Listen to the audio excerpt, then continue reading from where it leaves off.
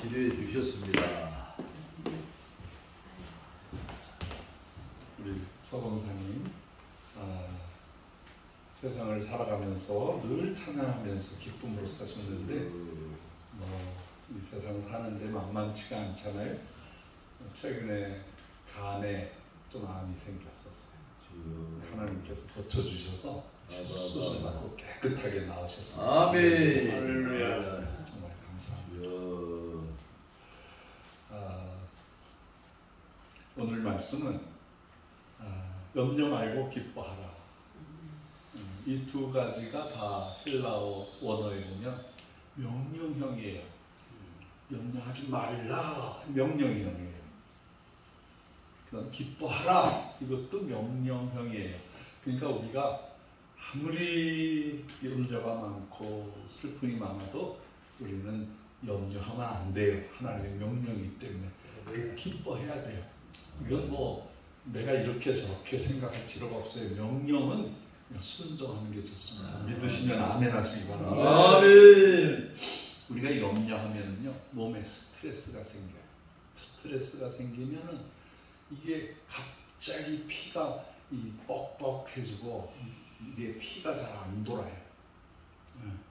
그리고 오장육부가 이렇게 막 이제 순하게 움직여야 되는데 오장육부가 잘 움직이지 않습니다.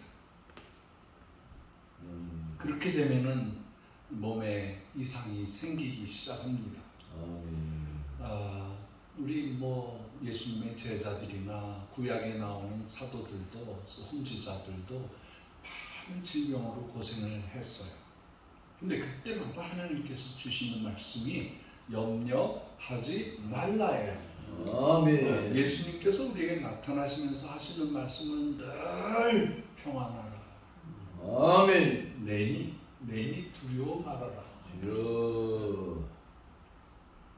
제가 이 러시아에 처음 들어갈 때 뭐 어떻게 생겼는지 상황이 어떤지 전혀 모르는 상태로 들어갈 때 참 마음이 두려웠어요.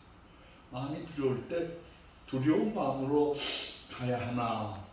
근데 늘 저에게 힘을 주시는 말씀이 여호와는 나의 목자시니 내게 부족하며 내가 사망의 음침한 골짜기로 다닐지라도 해를 두려워하지 않는 것은 주께서 나와 함께 하시는 그 말씀이 저에게 함께 하는 거예요. 그래서 러시아에서 30년을 사역을 했어요. 참 감사해요.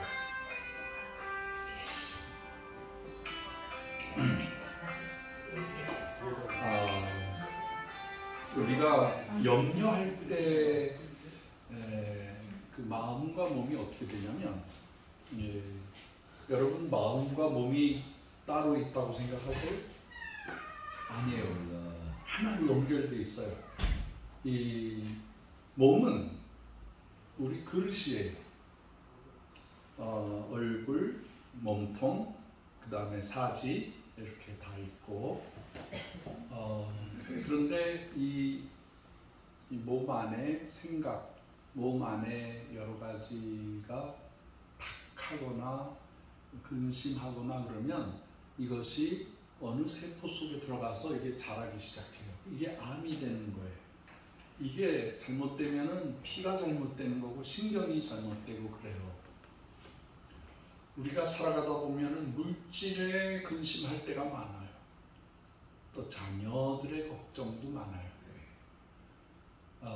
살다 보면은 하나님께서 우리에게 평안을 주시려고 하는데 이 세상은 아직도 악해서 늘 우리를 근심하게 합니다. 제가 북녘 땅에 들어가기 시작할 때 북녘 땅에 처음에 들어갈 때는 호기심으로 들어갔는데 두 번째, 세 번째, 네 번째, 수십 번째 들어가다 보니까 거기가 악해요. 그리고 내 영적으로 볼 때 사망의 음침한 골짜기더라고요. 독사들이 가득 차 있는 그런 곳이더라고요. 그리고 처참하게 죽어져가는 우리 동족들 보니까 막 마음이 오그라들고 막 불안하고 그래요. 이걸 어떻게 하면 좋나. 역시 제가 선교지에 갈 때마다, 북한에 들어갈 때마다, 어떤 어려운 환경 속에 들어갈 때마다 저는 시편 23편을 외웁니다. 읽습니다. 노래합니다. 묵상합니다.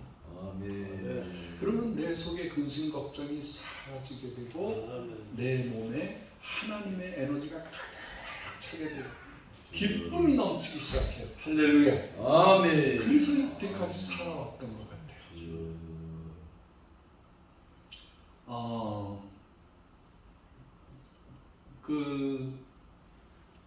제가 14살 때 많은 사건이 있었는데 제가 모래내 가서 살았어요. 모래내. 여기 그 명지대학교 건너편에 개천 사이에 있는 2층 집에서 살았는데 여름이 됐어요. 근데 비가 오늘과 같이 부실부실 밤새도록 부실부실 오는데 그 개천이 넘치기 시작하는 거예요. 개천이 이제 1m 남기고 50cm 남기고 30cm 남기고 이제 곧 터지게 생겼어요. 터지면 뭐 집이 다 날아가고 뭐 어렵게 되는 거죠. 불안하게 제가 바라보고 있는데 동네 사람들 어른들도 불안해서 막 삽 들고 와가지고 뭘 이렇게 하는데 그게 그런데 더 놀라운 것은 그 급류가 흘러가는데요. 여기 북한산 자락에 산사태가 났나 봐요. 수십 명의 사람들이 물에 빠져서 흘러가고 있었어요. 제가 정확하게 보니까 얼굴이 뚱뚱 붓고 손발이 이렇게 불어서 내 앞을 지나가는 거예요. 막 쓸려서 지나가는 거예요. 물 건너 생명줄 던지어라. 그 생명줄만 있으면 던져서 사람들을 구원하겠는데 던질 것도 없고 그 시신은 수십 개의 시신이 죽음이 되어서 가고 있는 거예요. 아마 산사태가 나서 이미 마을을 덮쳤고 그 덮친 마을에 급류가 계속 물이 오니까 거기서 이제 흘러서 모래내 개천으로 연신내 개천이죠. 중학교 1학년 때 일이었었어요. 불안했어요. 근데 집에 들어가니까 어머니가 이렇게 이거를 쭉 펴시고 합동 찬송가를 부르기 시작하더라고요. 그러니까 제가 들어갈 때 시작한 게 아니라 이미 오래전서부터 찬송을 부르고 계셨어요. 세상은 분요하고 죽음이 지나가고 언제 터질지 모르는 상황에 어머니는 찬송을 부르고 있더라. 중학교 1학년 학생이 눈물이 확 나더라고요. 어머니는 이 어려운 환경의 지경에 하나님께 찬송하고 있구나. 마음이 안심이 되는 거지. 그래서 어머니랑 찬송 같이 부르고 제가 어지간한 합동 찬송가는 다 외워요. 어머니가 부르는 걸 늘 들으면서 자라나가지고 그래서 찬송가 중에서도 믿고 일어나 주의 이런 찬송가보다는 날에게 일어나서 그런 가사가 좋아요. 그게 이제 어린 시절의 마음에 박혀있던 어머니랑 이렇게 이런저런 얘기하다 보니까 어머니가 네가 결혼을 하게 되면은 아이를 낳게 되는데 그 아이의 이름은 돌림자로 박찬 이렇게 시작된다 그러시더라고요. 너는 서자 돌림이기 때문에 형은 창서, 광서, 너는 형서 이렇게 됐다. 그런 얘기가 나왔어요. 근데 제가 중학교 1학년짜리 14살짜리 머릿속에 그러면 나는 찬양이 찬송이 참미라고 해야 되겠다. 그 어머니한테 그랬어요. 그럼 나는 찬양 찬송 참미라고 할게. 그랬더니 니네 형이 결혼하기 전에 형이 가져가면 안 되니까 네가 말해라. 그렇게 얘기했어요. 그래서 큰형님이 결혼할 때 제가 선포했어요. 형님, 양송민은 제가 정했으니까 빼고 이름을 지켜주세요. 이렇게 했더니 형님 그 약속을 지켜주셨어요. 둘째 형이 결혼할 때도 제가 그 얘기를 했죠. 형님, 제가 양송미라고 벌써 애들 이름을 줬는데 그거 피해서 좀 해주세요. 그래서 그 막내가 그런 말을 하니까 기가 남지 않겠어요? 그래도 피해서 져주셨더라고요. 그래서 제가 결혼하면서 집사람한테 물어봤죠. 내가 14살 때 아이들 이름을 다 줬는데 찬송이 찬미라고 할 거다. 어떻게 생각하냐 그랬더니 집사람이 그냥 웃으면서 14살 때? 그랬더니 나쁘지 않대요. 그래서 아이를 낳는데 큰 녀석이 찬양이가 나왔어요. 둘째가 또 찬송이가 나온 거예요. 셋째를 뵀는데 어머니가 며느리 배를 보더니 아우 얘가 또 아들 같다. 그런데 저는 아들이면 안 돼요. 딸이어야 돼. 왜? 이름을 벌써 줘놨기 때문에. 찬미라고 줘놨기 때문에. 탁 나오니까 찬미였었어요. 이거는 정말 하나님이 저의 인생 전체에 주신 큰 은혜예요. 제가 조상으로부터 찬양하는 그 은혜를 받아왔고 또 제가 후손들에게 찬양의 은사, 찬양, 찬송, 찬미의 은사를 이름 그대로 물려줄 수 있어서 얼마나 감사한지 몰라요. 세상이 어떻게 돼도 뭐 난리가 나고 3차 대전이 일어나고 뭐 어떤 고난이 와도 찬양할 때 하나님이 함께해 주시는 줄 믿습니다. 저는 그걸 확실하게 믿어요. 그리고 염려가 변화해서 기쁨이 돼요. 절망이 변화해서 소망이 돼요.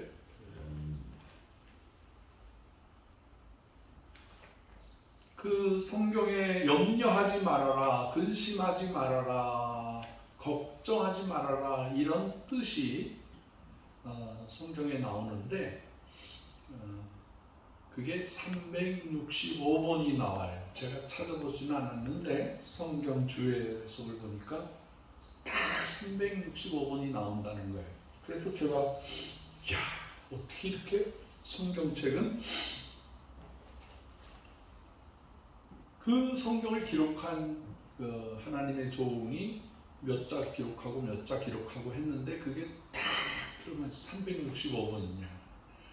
그것은 매일매일 근심 걱정하지 말아라 뜻이. 할렐루야. 모세가 죽은 다음에 그 이스라엘 백성을 광야에서부터 하나님이 택한 땅으로 인도하기 위해서 그 후계자인 여호수아가 얼마나 두려웠겠어요. 얼마나 마음이 고통스러웠겠어요. 내가 스승이신 모세의 뒤를 이어서 이 백성들을 하나님의 주의 동산으로 인도해야 되는데 내가 무슨 자격으로 내가 무슨 힘으로 막 걱정 근심할 때 그날 밤에 하나님의 신이 내려와서 이렇게 말씀하세요. 눈의 아들 여호수아야, 내가 너와 함께한다. 모세와 함께한 것처럼 내가 너와 함께할 것이다. 그러면 두려워 말아라. 놀라지 말아라. 내가 너와 함께하겠다. 이걸 계속 반복으로 말씀하세요. 또 말씀하세요. 두려워 말라. 놀라지 말라. 마음을 강하게 하라. 담대히 하라.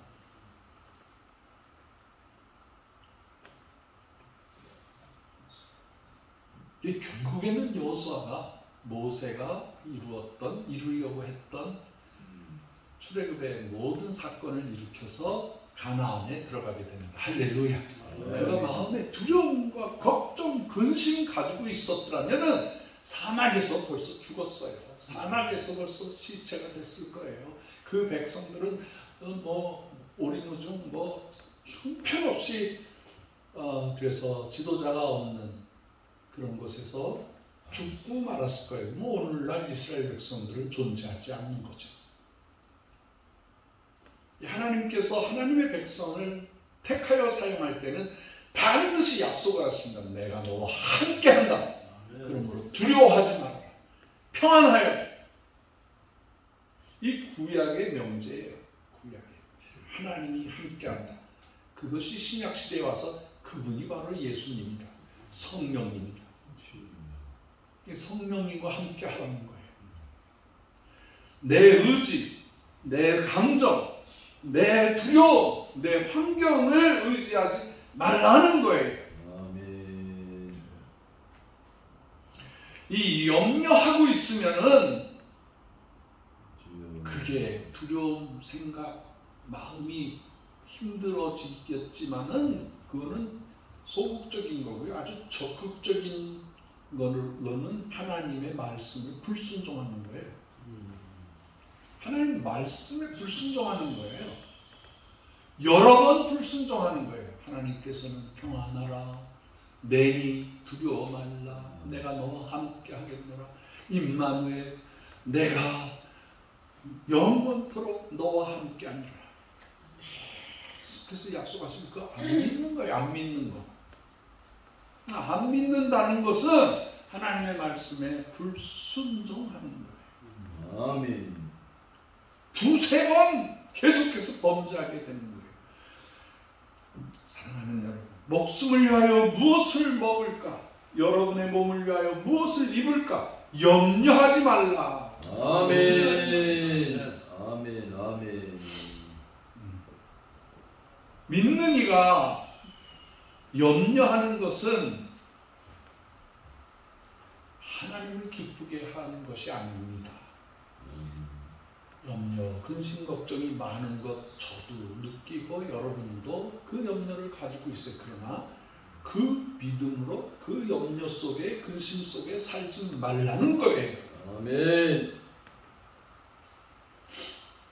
염려해도 그 문제가 해결되지 않아요.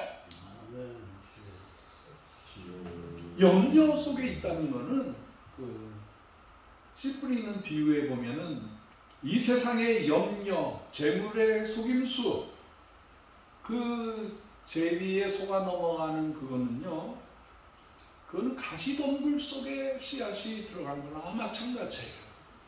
씨앗이 돋아났는데 가시덤불이 꽉 차 있으니까 이 자라려다가 결국엔 못 자라서 시들어버린다는 거나 마찬가지예요. 마태복음 13장 22절을 보면 하나님의 열매를 못 맺게 하는 이유다는 거예요. 염려 속에 빠질 때, 근심 속에 빠질 때, 물질의 두려움에 빠져 있을 때 그렇다는 거예요. 아멘. 제가 그 두려움과 호기심과 그 정말로 온 내 인생의 경험과 그 카나다의 좋은 환경들을 뒤로 하고 혼자서 러시아로 들어갔을 때였어요. 정말 두려워요. 그런데 늘 일어나서 주의 말씀으로 묵상하고 전도지를 만들어서 나가서 지하철 앞에서 전도하고 지하철 속에 들어가서 전도하고 붉은 광장에 가서 찬송하면서 전도했어요. 그때 사람들을 만나는데 이 허허 벌판에 제가 찬송을 불러요. 찬송. 이게 얼마나 강력한 힘인지 몰라요. 붉은 광장에서 제가 혼자 나가서 전도지를 이렇게 들고 발라 지웨나 시카스포 발라 집에 복스비아또 이렇게 서투른 러시아 말로 찬송을 부르면요, 사람들이 이렇게 지나가다가 내 앞으로 와요. 그야말로 모여라! 그런 군인들이 모이는 것처럼 이 러시아 백성들이 전 구소련에 살던 사람들이 훅 하고 저한테 모여요. 노래 한 곡 끝나기 전에 150명이 저를 둘러싸요. 옛날에 약장수가 와서 약 바를 때 보면 동네 사람들이 구경거리가 없으니까 와서 구경하듯이. 그러면 제가 그분들에게 이렇게 전도지를 보그를 봤어. 하나님이 당신을 사랑합니다. 얼마 그분들이 전기 충격을 받은 거예요. 하나님이 날 찾으셨네. 그래요. 제가 그분과의 관계를 계속 유지하기 위해서 전도지를 그분이 이렇게 탁 잡잖아요. 절대로 안 줘요. 그냥 계속 잡고 있어요. 그리고 이분이 이렇게 잡고 저하고 팽팽한 영적인 싸움이 되는 거예요. 그럼 저는 그분의 눈을 바라보면서 그분에게 하나님의 말씀을 선포하는 거예요. 하나님께서 당신을 찾으십니다. 하나님의 말씀으로 돌아오세요. 그리고 이 전도지를 이렇게 그분의 손에 쓱 주면 이분이 이거를 이렇게 보면서 가는 거예요. 보면서.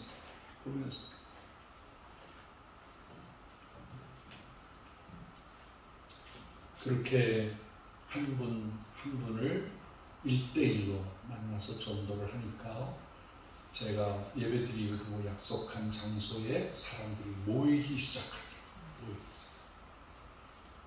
저는 개척에 대한 두려움이 없어요. 캐나다에서 아무도 없는 데 가서도 개척해요. 지금 그 교회가 35년 됐어요. 큰 교회가 되었어요.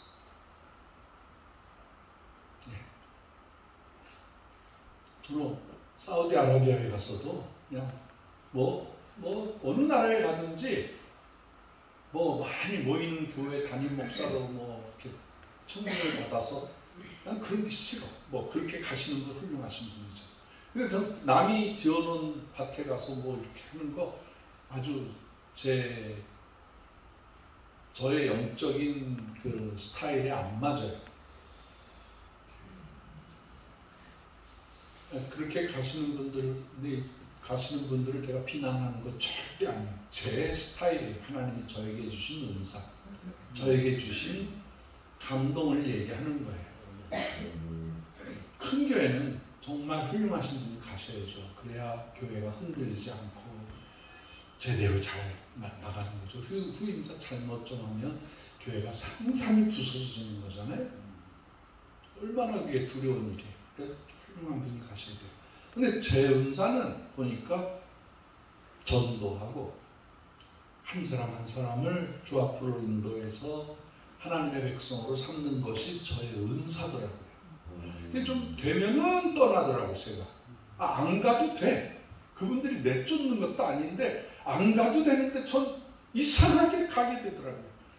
이 정도 됐으면은 누가 와도 되겠다 하는 생각이 들어요. 더 험한 데로 가는 거예요. 더 좁은 길로 가는 거예요. 더 환경이 안 좋은 데로 가는 거예요. 근데 그게 즐거워요. 저한테는. 그게 감사한 거예요.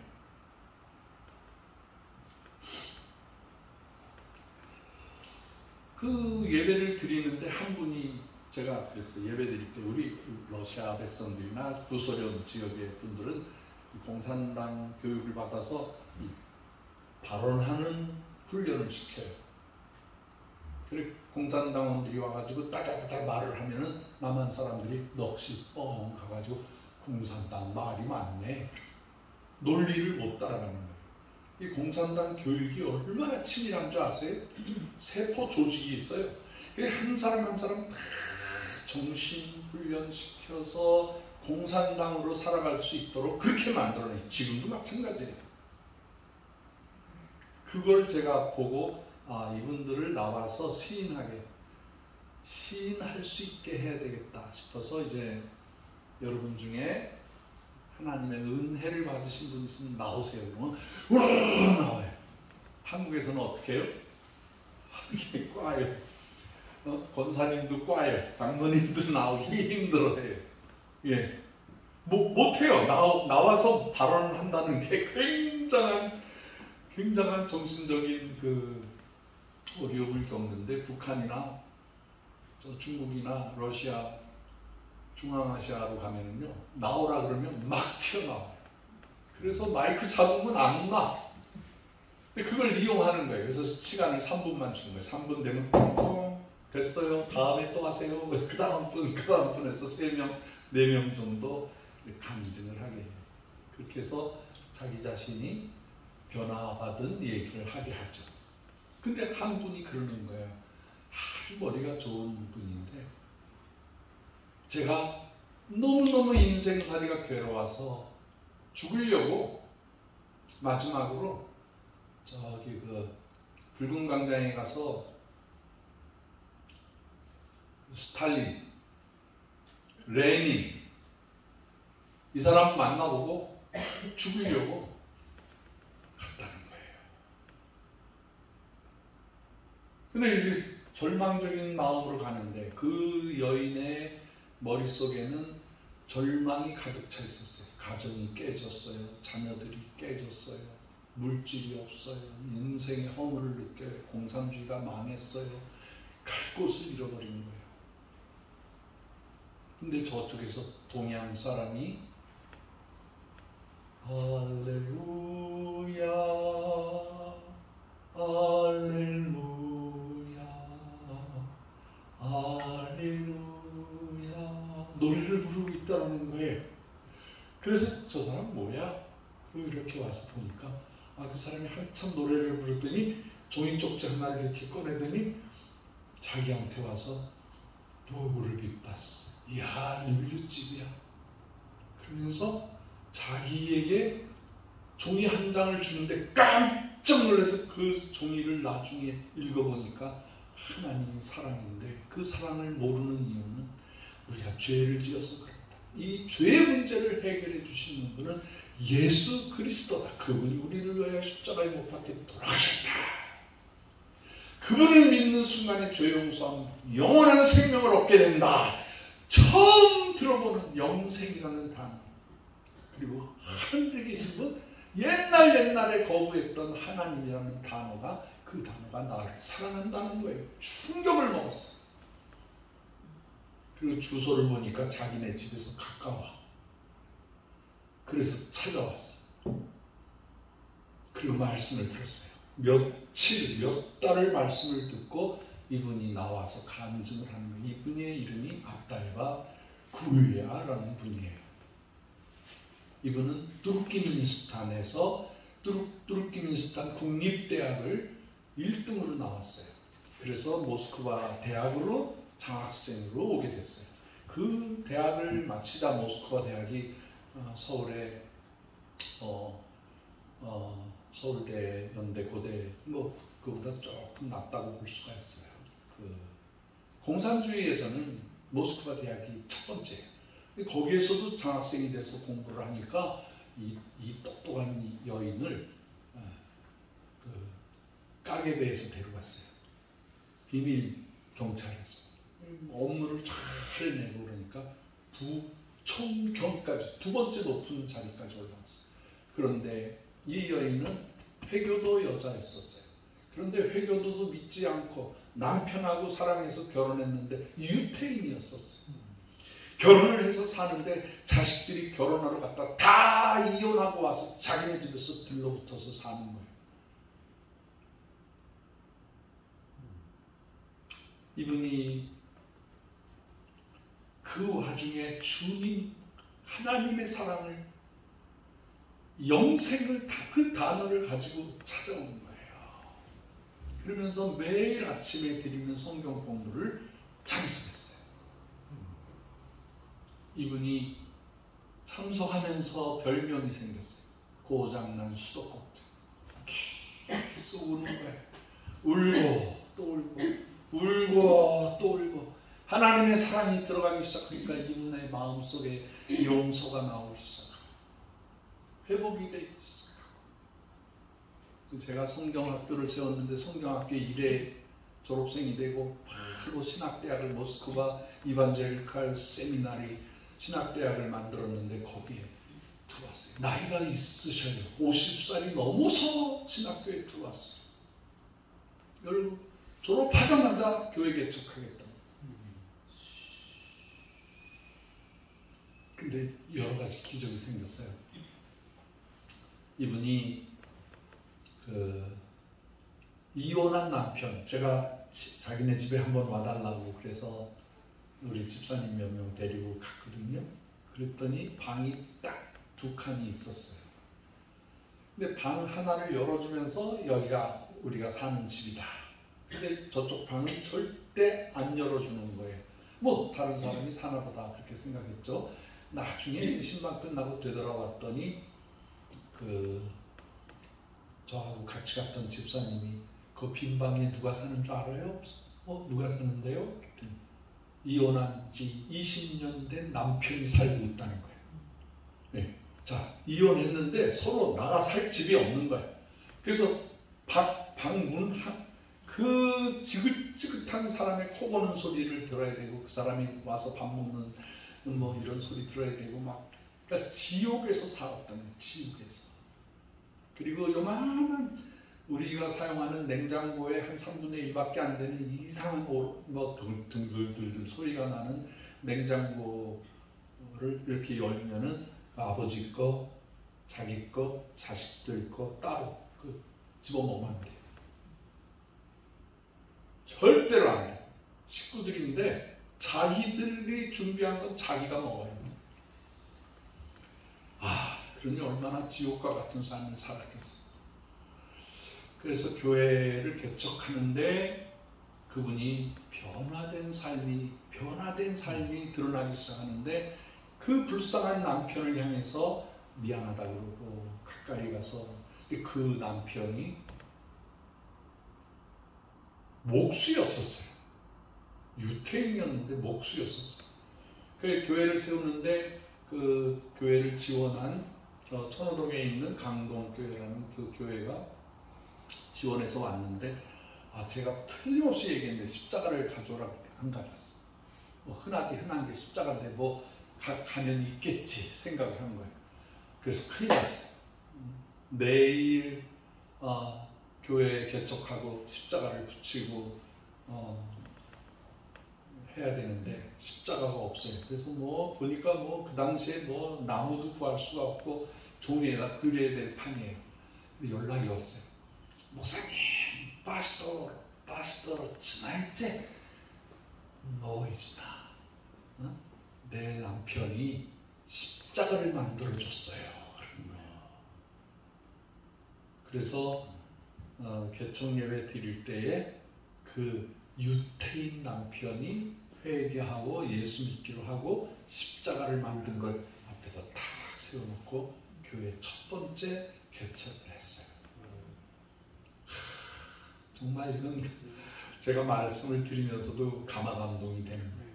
그리고 이분이 나가서 전도를 하는 거예요. 자기의 삶이 얼마나 지긋지긋 저주받은 삶이었는데 예수 그리스도의 십자가의 피로 내가 용서받고 하나님의 사람이 되어서 이 놀라운 복음을 증거하는 전도자가 됐다는 거예요. 제가 한국도 데리고 왔어요. 그리고 모든 교회들을 구경시켜주고 한국 교회의 예배 스타일이라든가 어떻게 해야 교회가 부흥된다는 그런 것도 이렇게 보여드리곤 했었습니다. 이 아들도 며느리도 신학생이 됐어요. 할렐루야. 네.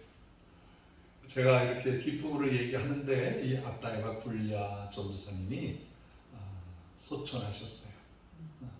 벌써 30년 전 역사했던 일인데 그분도 소천하셨어요. 저를 크게 도와주셨던 그런 분이었었습니다.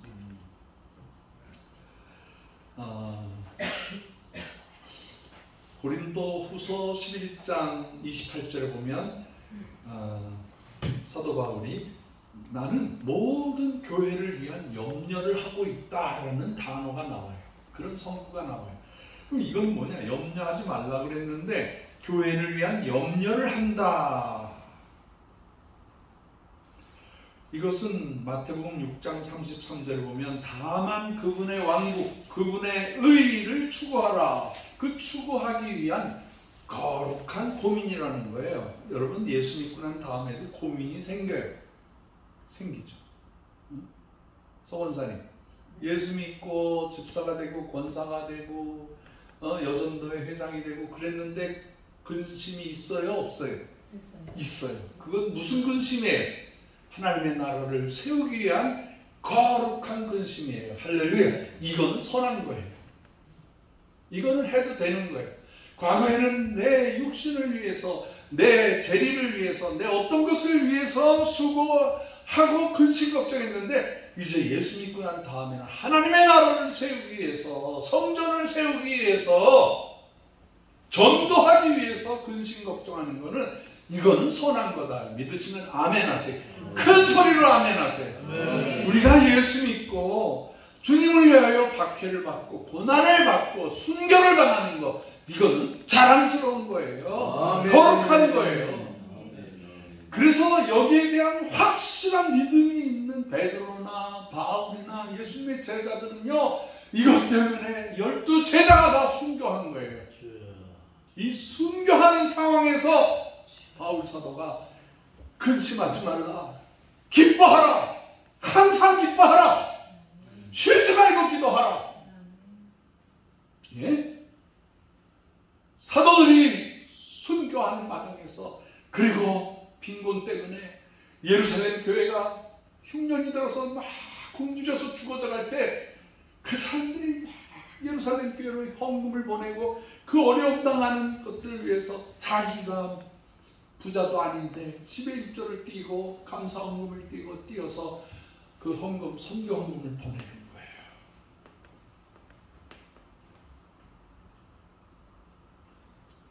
데살로니가 교회 성도들아, 데살로니가 교회가 얼마나 많은 핍박을 받았는지 몰라요. 주의 종들은 순교를 하지요. 주의 성도들은 카타콤 굴 속에 들어가서 언제 죽을지 모르는 상황에서 굴에서 태어나서 굴에서 죽어져가는 그러한 무서운 박해 시절을 경험했어요. 갑바도기아, 그 터키에 가보면은 그냥 지하 500m까지 거기에서 사람들이 태어나서 거기서 죽고 거기서 세례받고 거기서 신앙생활하고 그러면서 살았던 그런 교회들이 있어요. 그분들에게 말씀하는 거예요. 근심하지 말라, 두려워하지 말라, 항상 기뻐하라. 왜? 도리어 기뻐하라고 하신 말씀은 예수 그리스도께서 나를 위하여 십자가에 못 박혀 죽으시고 그 예수 십자가를 믿는 순간에, 그 피 이름을 믿는 순간에 내 죄가 다 용서받고, 할렐루야, 내 죄가 용서함 받는다는 거예요. 예수 그리스도를. 그래서 기뻐하라는 거예요. 너희에게 영원한 생명이 있다는 거예요. 하늘나라가 있다는 거예요. 의의 나라가 준비되어 있다는 거예요. 아멘.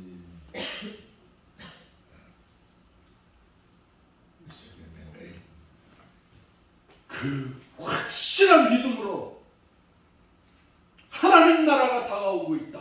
주여. 하나님께서 통치한다. 하나님의 의, 하나님의 평강, 하나님의 희락이 여러분과 함께하기 때문에 슬픔, 염려, 근심하지 말아라. 아멘. 이 글을 쓰신 빌립보서 4장을 쓰신 이 순간은 사도 바울은 감옥에 갇혀서 언제 죽을지 모르는 상황에서 주 안에서 항상 기뻐하라고 말하는 거예요. 감옥에 갇혀서 정신병자가 아니잖아요. 분명한 하나님을 믿는 그 기쁨 안에서 감옥에서 이 글을 쓰는데, 내가 다시 말하노니 기뻐하라. 예수가 함께 계시니 시온이여 나 겁없네. 기쁨의 근원 되시는 예수를 위해 삽시다. 아멘. 할렐루야. 아멘. 이 우리의 기쁨의 조건은 예수예요. 예수님이 우리의 기쁨의 근원이에요. 예수님 때문에 아멘. 우리는 기뻐할 수밖에 없는 거예요. 아멘.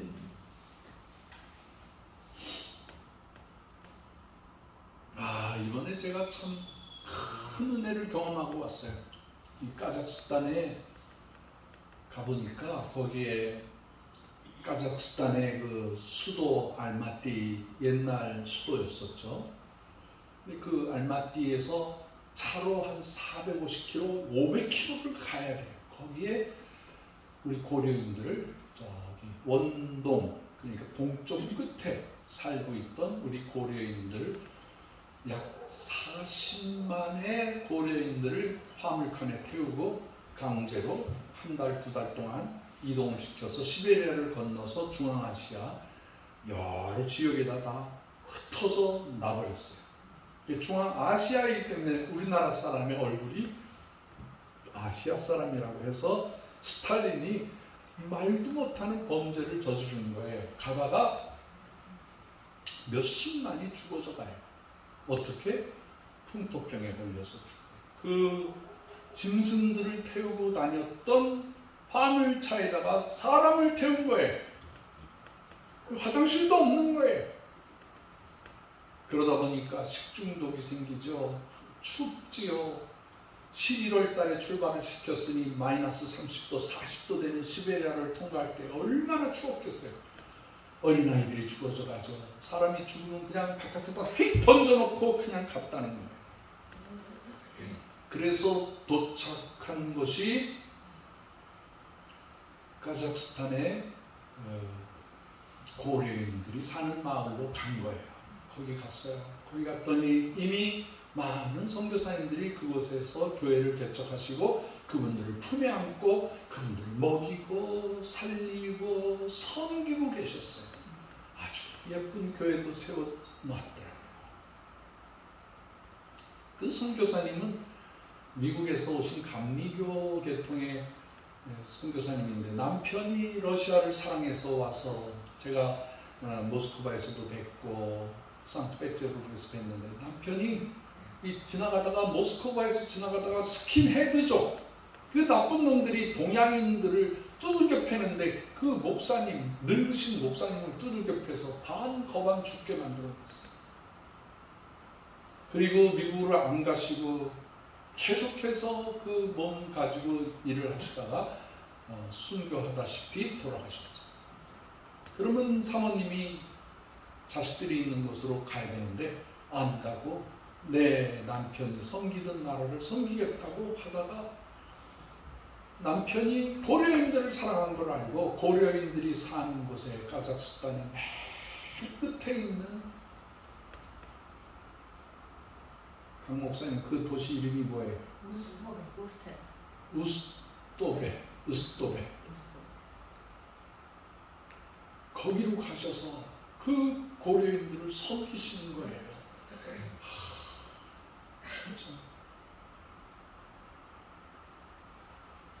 이 고려인들의 어머니가 되셨다고요. 고려인들의 엄마가 되셔서 퍼먹이고.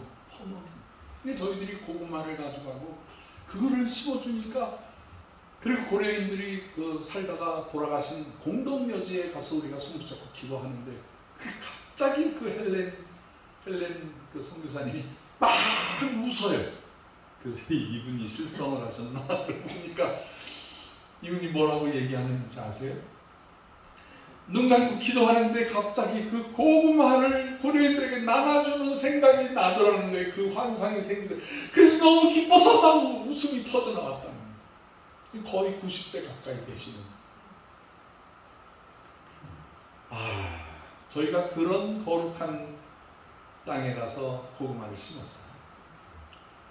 그리고 또 5-6시간 걸려서 되돌아오는데 돌아와서 보니까 그 고구마 종순이 그 배달하는데 이틀 3일 걸렸죠. 비행기 안에서 하루 걸렸죠.